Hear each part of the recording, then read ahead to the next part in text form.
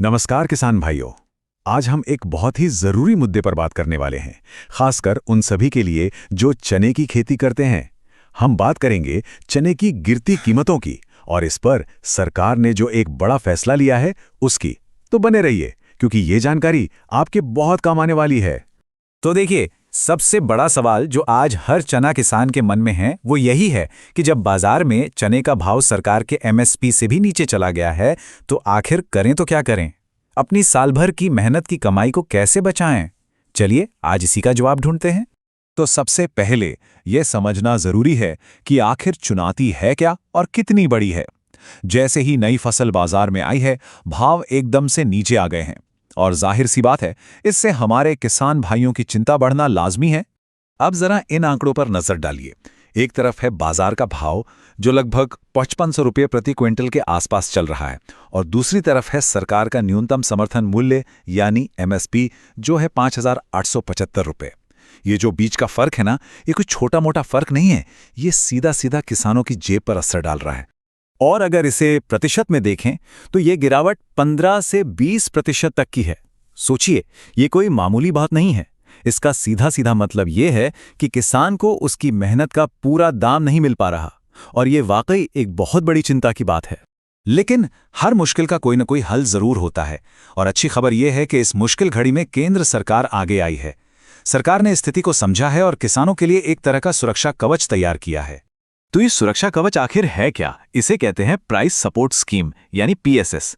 अब इसका मतलब क्या है वो बिल्कुल सीधी और सरल भाषा में समझते हैं। जब भी बाजार का भाव एमएसपी से नीचे जाता है तो सरकार खुद आगे आकर किसानों से उनकी फसल एमएसपी पर खरीद लेती है। बस इतनी सी बात है। और इस बार सरकार ने मदद का हाथ बहुत मजबूती है बढ़ाया है। इस स्कीम के तहत पूरे 23 लाख मीट्रिक टन चने की सरकारी खरीद को मंजूरी दी गई है। जी हां, आपने सही सुना, 23 लाख मीट्रिक टन। ये वाकई में एक बहुत बहुत बड़ा आंकड़ा है। चलिए अब जरा और गहराई में चलते हैं और इस पूरी योजना की बारीकियों को समझते हैं। मतलब कि क्या कीमत मिलेगी, कहां-कहां खरीद होगी और ये सब कब शुरू होगा। तो सबसे पहले बात कीमत की। जैसा कि हमने पहले भी बताया, इस साल चने का एमएसपी है 5875 रुपये प्रति क्विंटल, और इस पीएसएस स्कीम के तहत यही वो गारंटी वाला दाम है जो किसान भाइयों को उनकी फसल के लिए मिलेगा।